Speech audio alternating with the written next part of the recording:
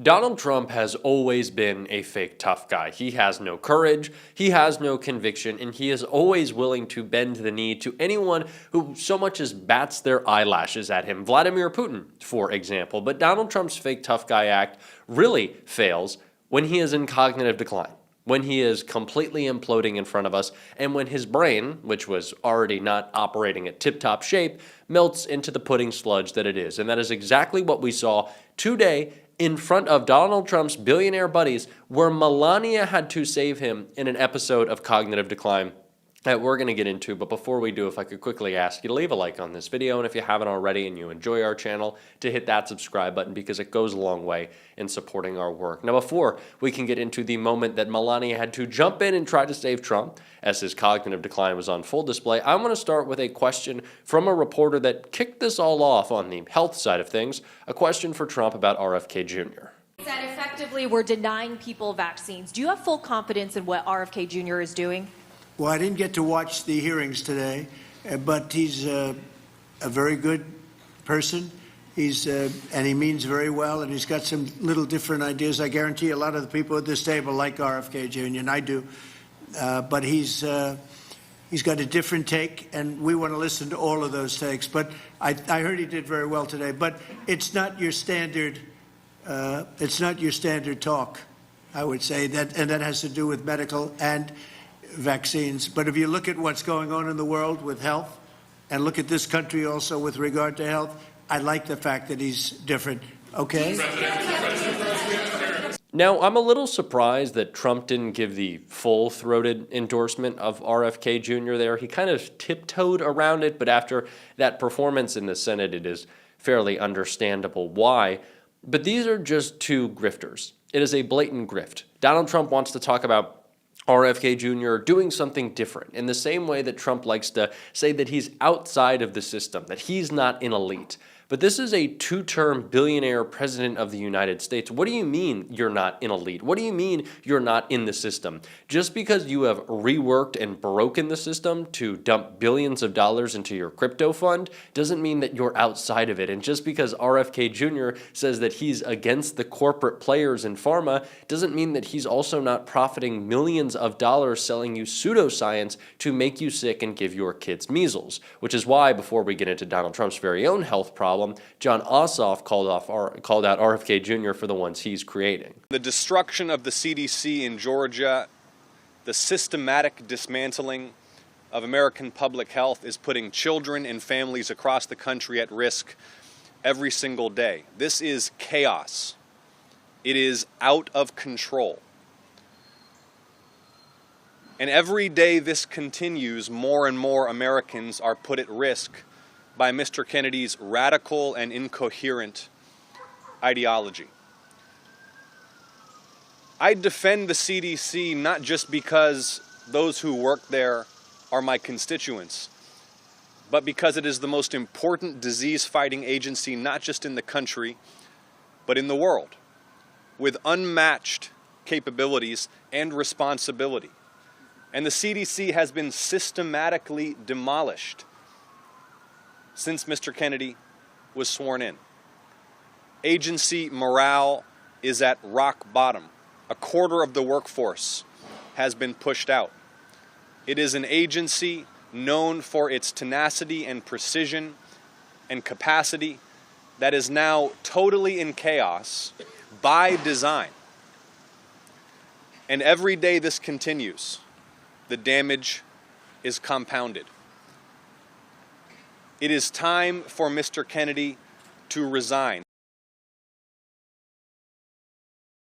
Of course, RFK Jr. should be fired. This administration is really just one big grift. That is what they are all after. How do we make as much money as possible? And Donald Trump, for that very reason, surrounded himself with people who aren't capable, who aren't good at their job, or certainly interested in doing the work. No. Donald Trump surrounded himself in his administration with people who can go on Fox News and lie for him. Now, I know RFK Jr.'s voice isn't very pleasant, but he does, with a lot of conviction, spout out random numbers that make him seem to an uneducated person like he knows what he's talking about. But of course he doesn't, and neither does Donald Trump, especially when he can't get the words out or hear the words in a question from a reporter, which is why Melania had to save him. Very much. Yeah. Thank you, Mr. President. I have two questions for you. First, after your phone call with Ukrainian President Zelensky today, do you plan to speak with Russia's President Putin in the near future? What? If you will speak with President Putin in the near future. I will be. Yeah, I will be. We're having a very good dialogue. I settled 7 wars. Now, is that really a picture of strength? Feeble Donald Trump, unable to hear a question repeated to him not once, not twice, but thrice times. And now Melania has to lean over. Oh, Donald, won't you just die already? Is probably what she's thinking. Won't you just please? I'm just so tired of you. But this is what they said about Putin. And of course, it's a question about Putin. Trump looking weak, and it's a question about Putin that I don't even want to hear the answer to because I know what it is. Well, Vlad loves me. He thinks I'm a great guy and I should get the Nobel Peace Prize because that's all I care about at this point. That's what the answer would be. I also have to point out that Donald Trump and Melania are sitting next to Bill Gates. Really? This is the guy that MAGA, for decades now, has been saying is putting chips in our brains and in the water and wants to steal the sun, or I don't even know, whatever conspiracy they come up with. All of the people that they purport to hate the most are sitting at dinner in their black suits with Donald Trump. Are you serious? These people do not care about you. They mock you, in fact. They think you're stupid, and it's why they think you're stupid if you're a MAGA voter. If you see through their stupidity, they're just angry at you. But it's why Donald Trump feels so comfortable saying nonsense like this about jobs numbers. Thank you, Mr. President. Tomorrow we have a jobs report coming out, the first since the BLS commissioner who you fired won't be there. A lot of people will be turning to you to see if you believe the data that's released. Can you commit to saying the data will be credible? The number, I don't know, they come out tomorrow, but the real numbers that I'm talking about are going to be whatever it is, but will be in a year from now when these monstrous, huge, beautiful places, the palaces of genius, and when they start opening up, you're seeing, I think you'll see job numbers that are going to be absolutely incredible. Right now it's a lot of construction numbers, but you're going to see job numbers like our country has never seen before. Thank you very much. Yeah. If he likes the numbers are real. If the numbers disagree with Donald Trump, the numbers are fake. This is just the classic playbook. This is what we can expect. This is what we do expect. And it's incredibly damaging, not just because our economy is actively imploding right now, but how can we have any trust if we have no trust in the most basic institutions in our government that count? Count. Numbers. There's no opinion here. It is truth. It is fact. And Donald Trump putting it up for dispute, along with all the other conspiracies being pushed by his administration, put us all in tremendous danger. Now, of course, we know that. Of course, Donald Trump knows that. But it's the only thing he can do to try to make himself look tough. Attack the agencies that make him look bad. Attack anyone who makes him look bad. But it's not working like it used to. Donald Trump, as we started this video by saying, is a fake tough guy. But when those in your cult don't fall in line with that act, when the political theater doesn't work because you don't know your lines, yeah, the performance is pretty piss poor, especially when people like Marjorie Taylor Greene are coming out against you. And Nicole Wallace broke that all down right here.